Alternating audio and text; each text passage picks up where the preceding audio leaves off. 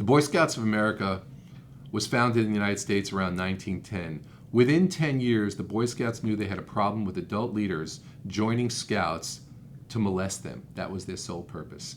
And they started maintaining files on these Scouts. The files were called at first the red flag files, then they became called the confidential files, and then the ineligible volunteer files, also known by the phrase IV. And what these files contained were reports to the main Scout office. First it was in New Jersey, and then it's where it is now in Irving, Texas, of Scout leaders who committed sexual misconduct, who raped and otherwise sexually abused and molested boys who were entrusted to their care. And these files gave the Boy Scouts of America a total picture of what was happening around the United States with regard to Scout leaders who molested Scouts.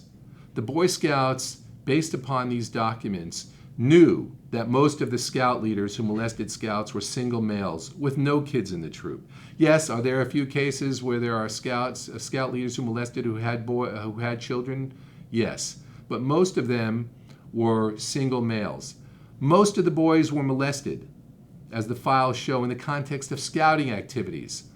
The Scout leaders would gain their trust, gain the support of these young boys by conducting doing merit badge exercises and other scouting exercises where they'd draw the boys in. Then they would molest them.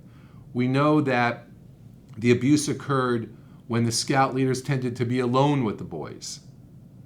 We know that these Scout leaders also showed a great interest, and this is one of the most difficult things to identify, but showed a great interest in the boys outside of scouting.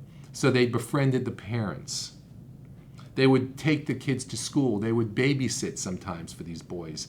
So the whole body of knowledge that the Boy Scouts of America developed over this period of time let them understand how pervasive the problem was. And unlike the Catholic Church, which only knew based upon the diocese where the priests who molested were residing, the Boy Scouts knew what was happening in Montana, in Florida, in New Mexico, in New Jersey, in New York, big towns, small towns, wherever they were, they knew the way Scout leaders were molesting Scouts, and they had that information.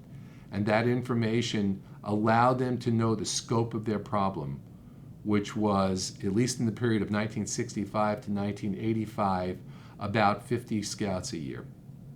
And so the perversion files, in essence, we understand to be the largest repository of knowledge of pedophiles that any one youth organization has ever maintained.